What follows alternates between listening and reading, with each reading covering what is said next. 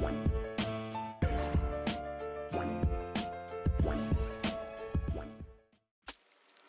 is up, everybody? Welcome back to Blerd Out. One Piece chapter 1169 has dropped. It's popping. We gonna talk about it, of course. Now, I think 1169 is pretty much on the end of the chapters we're gonna be getting this year. I'd say at most we're gonna get 2 more. We'll get the last chapter that's expected to come out for this year, and then we'll get, usually what happens is we get a very early release of next year's chapter. So that's what I'm thinking. At the most, we're gonna have 2 more chapters before we go on the break, which is usually like 2-3 weeks. So I'm expecting either a big cliffhanger in the flashback we're in now, or to be done with the flashback completely. One of those 2. But of course, if you have not come to the chapters episodes, please note there will be spoilers ahead.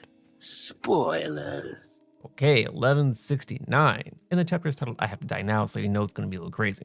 But first off, One Piece has the volume cover of Shonen Jump, and it's a really clean cover. So it's like a painted glass type cover. So all of the different mangas are in color in like a painted glass form, and it looks really nice. Of course, Luffy's right in the middle, as he tends to be, and then you have a lot of the other up and coming or kind of current manga rounding out the other art.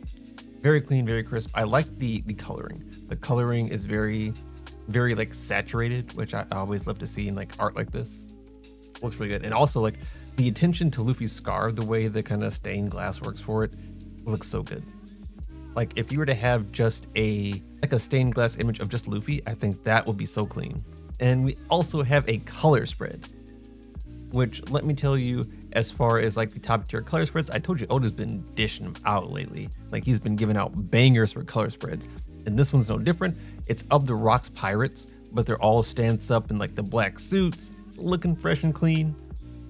You have all the prominent members, ranging all the way down from Don Marlon to Rock's himself.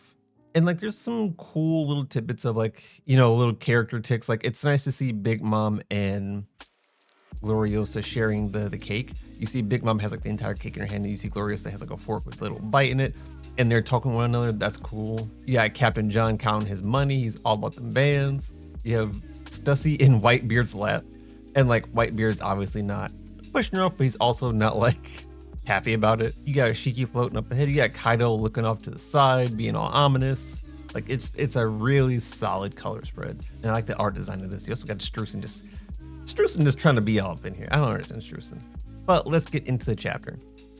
So we left at the end of where essentially Loki would walk in on Harald being killed. But instead of going directly back to that, we're cutting over to Scopper's house. And this is kind of the moment we saw earlier where Scopper and Shanks were hanging out. And it turns out Scopper's telling Shanks that Roger had a son. And he says that Garp told him about him the last time they crossed paths. Now that brings up an interesting topic, because why did Garp and Gaban cross paths? You know, it's like, what happened in that time? Why is it that he and Gaban crossed paths? Did he cross paths with Rayleigh? Did he know that Gaban was here? Was he in Elbaf? Did they cross paths somewhere else? That opens up so many questions. And the fact that he's just like casually, yeah, I was just talking to Garp and he told me. Like, I feel like that's an insane piece of lore to just drop and then not expound on it anymore. We need more on that Garp interaction. And Shanks is of course happy about it. He sees Ace as like a little brother because it's Roger's son. And Scopper even comments like, yeah, you and Buggy were like our own kids, so I kind of see what you feel like. Shanks then goes on to say that with Captain Roger's blood, his son might be the next king of the pirates. And this kind of further iterates that it's never really been Shanks' goal to be king of the pirates, and that even now where he's moving for the One Piece, his goal is not to be king of the pirates. He has an ulterior motive for his actions and essentially what he wants to do, to the point where he doesn't even see himself becoming king of pirates. And Scopper's like, it's not a hereditary title. It only happens should you achieve that. And the people that are burdened with that kind of expectation usually fail to reach it.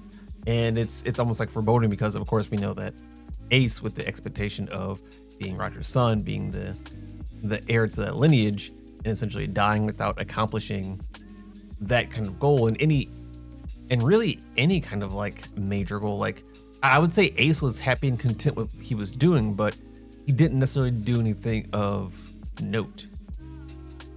Like the most he'll go down in history for is being Roger's son, to be honest. So they're chatting it up. We cut back to Oust Castle, where Loki and Jarl are pulling up. So we kind of saw this earlier, where they were showing up to the castle, and inside we're seeing that Harald is still talking to his people. Now, in the time we've missed, he cut down one of his men that were trying to chain him up, and so you kind of have the other men standing back, like, I don't really want to get close to you because you told us to chain you up and then you murdered that guy. I'm not really sure what you want us to do. Meanwhile, Harald is having an inner monologue about basically he's losing control. He doesn't understand why he cut the soldier down. He knows that he gave him the order to chain him, but he couldn't hold back from killing him. And the way he rationalizes this is that anything that gets in the way of Emu's orders, he stops. So any obstacle that's presented in front of him, he has to get rid of. Considering that the guard was going to chain him up, that would technically be impeding Emu's orders, so Harald killed the guard. That's kind of how that played out. So he's like, okay, so anything that obstructs me from doing what Emu wants is going to get wiped. So that makes me a hazard to anything that's going to try and stop me. And realizing that basically he's a ticking time bomb, he orders the men to kill him. And even as he says that, he starts swinging at some of the guys. So he's clearly losing control of his body. Like he still has some mental faculties, but a lot of it's becoming like Emu's control. And so when Loki and Jarl barge in, they see all the guards stabbing Harald. And this is where we saw it at the beginning of the flashback. Now, because Harald has already made that pact, he is immortal, and this does nothing to him. So he pulls out his own sword, takes out all the guards, one swing, and so now Jarl and Loki are like, what in the world is going on here? We cut back to Gaban's house, and Shanks and Gaban are still talking, and Shanks is explaining how the pacts work. So like the symbol on his arm, what it means, what power it holds, and Shanks at this point is not aware that Harald has made the deeper pact. Shanks still thinks that they both have the same shallow sea one, which is like the God's Knight's right hand, the God's steel. Now Shanks says that as long as he has the shallow one, while within like a certain proximity of Emu, he can't disobey Emu's orders. But as you get farther away, you're able to avoid that. So like there's a range based on the contracts. When you get into the deep sea contract, the one that Harald has now, there is no limit. And that's why at this point in time, Shanks isn't under any control or surveillance while Harald is. And Shanks understands that Harald wants to do this to kind of get Elbaf within the world government. But he's like, nah, this is a bad idea. If he really does that, he's essentially giving himself over. He's giving Emu power to control him, to teleport at will. Basically, you get all this power, you get immortality, but you become a slave. And he also talks about the pentagram, the Abyss pentagram, which when Killingham mentioned it a while ago, we assumed that's how it worked, is that you have to have the mark, you have to be like within the God's Knights to be able to use that, and that is the case. And as he's talking about how Harald shouldn't join the deep contract, a huge burst of hockey breaks out. And we cut back to Loki and Harald going at it. Now Loki's looking at Harald because he just saw him get stabbed by all those guards, and he was like, you're not even hurt. Like, how are you still standing when you just got stabbed by like 17 guards? But also, why are you trying to kill everybody? Like, what's going on here? Why are you so strong? Something's not right. Jarl also pulls out his sword and he's like, yeah, what's going on here, man? You're not acting right. The rest of the guards are called to the throne room because they're saying the king's gone mad and they gotta put him down.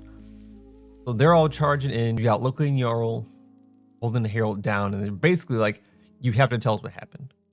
And so Harald basically breaks down what he's done. He's like, listen, I sold myself to the world government.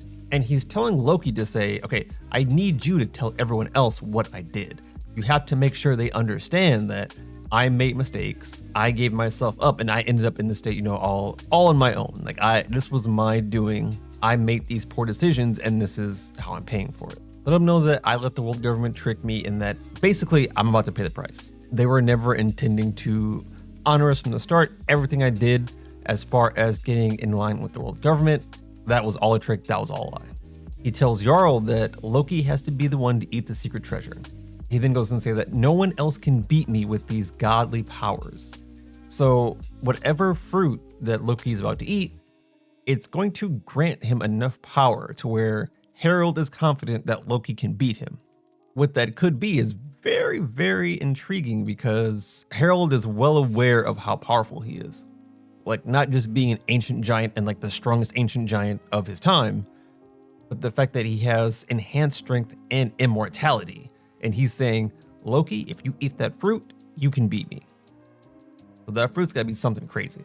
But he then goes on to say that, I never wanted Elbaf to be under the wing of the government. I want them to be in line with the government. Like, I want them to be recognized. And he's like, I am the worst king in the history of Elbaf. Loki, you have to kill me and take over the throne. You have to live through my disgrace and bring Elbaf back to what it needs to be. I want people to see you as the hero who took down the corrupt king. And he's even willing to say, like, I don't care how they remember me. If they think I was a bad king, miserable, if they think this is all my fault, that's fine. I just want Elbaf's future secured. And he's saying that, Loki, you're the only one I can count on at this point. Like, it's gotta be you. And after he says that, he pretty much loses all control. Because he has a crazy swing, takes out a bunch of other guards, and then he communicates to the guards outside that they have to seal the chamber doors. So basically he's like, lock everybody in here. No one's allowed to escape. And you have guards like stabbing him in the throat, and obviously it does nothing because he's immortal. He's taking them out, and he's basically saying, yeah, none of you can leave. Everything that happened in here is going to die along with you guys. And you see him just taking on people, stepping on heads. Like, he's fully given in to, well, not fully given in. He's fully lost control to Emu. And he's even talking like kind of how people talk when they're in Domain University, which is that, all right, this is Emu's country now. I'm giving it to him, my master. So while Jarl is trying to hold off Harald, he's telling Loki to go with the fruit. Because basically, if Harald gets his hands on it, everyone's screwed. And Loki doesn't even want to eat it because he's like, I don't want to have to not swim. Like, this sucks.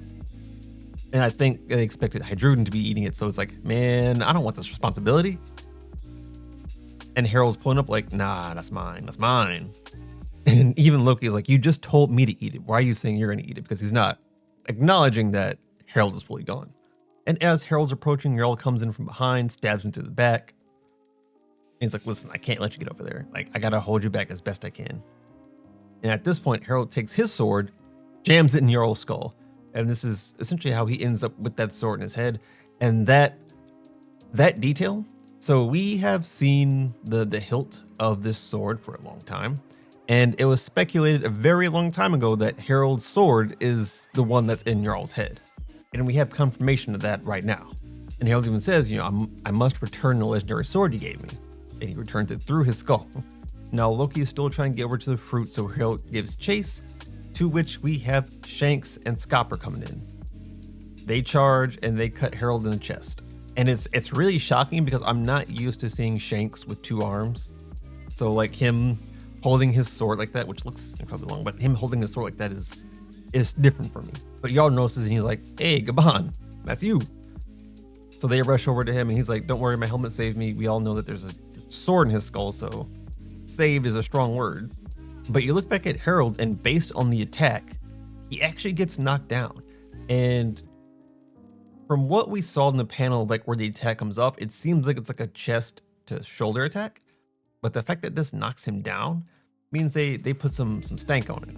Now, Skopper and Shanks are trying to talk some sense into Harald, but he's just like, hey man, Shanks, this immortality is not half bad. Like, I feel superior now. You should try it. And Shanks is like, all right, man, this is bad. I know what happened here, but there's really no way for you to stop following their orders. So Shanks understands that he has, in fact, enacted the deep contract and that he's locked in. Emu has full control at this point. And as they're looking at that, Loki finally makes it to the room where the fruit is in, but behind it is RAGNIR. So it's like the fruit's in a chest and then you have RAGNIR just sitting behind it, but RAGNIR actually starts moving on its own and it almost attacks Loki. So what I can imagine from this, and this is the end of the chapter, by the way, again, no break. So I think we're going to be getting 2 chapters after this, but the way that RAGNIR attacks Loki, it makes me think that the two are directly linked. So whatever this fruit is, RAGNIR is almost like protecting it. How that ended up being the case, I'm honestly not sure. It feels almost like a Big Mom situation where RAGNIR is a homie, right? But it doesn't have like any facial features. It just seems like a sentient hammer. And of course, this lines in a lot with Mjolnir, which also has some form of sentience to it. So I'm wondering if there's some kind of alternate link between RAGNIR and the fruit that's not necessarily a power.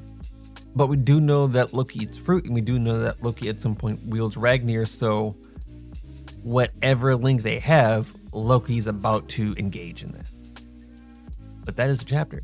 So what I can imagine, and like I was saying earlier, we're going to get like 2 more chapters. I'm guessing the next chapter is going to be Loki eating the fruit, discovering the power, and learning to wield RAGNIR. And the last chapter is going to be back in Elbaf present day. I think that's where we're lined up to go. And essentially that's what's going to wrap up this year. So it's going to be a cliffhanger either way.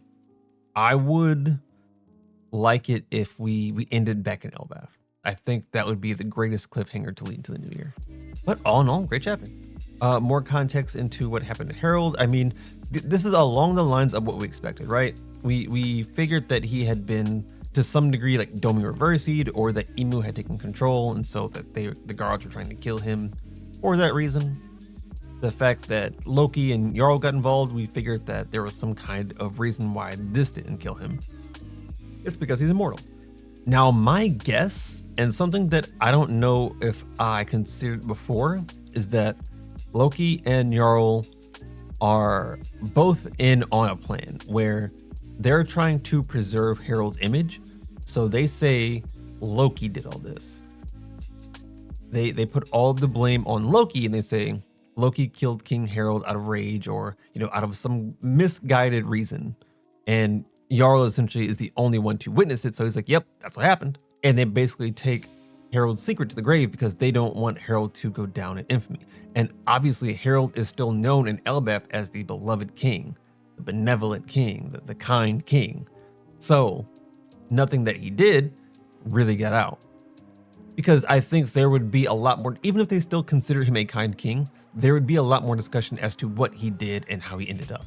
But the fact that that is not discussed at all in Elbaf leads me to believe that the entirety of this interaction is being hidden. And Loki and Jarl are basically the ones that are hiding it. So please let me know what you thought about the chapter. Don't forget to like, comment, subscribe, and I'll catch you in the next one. Peace.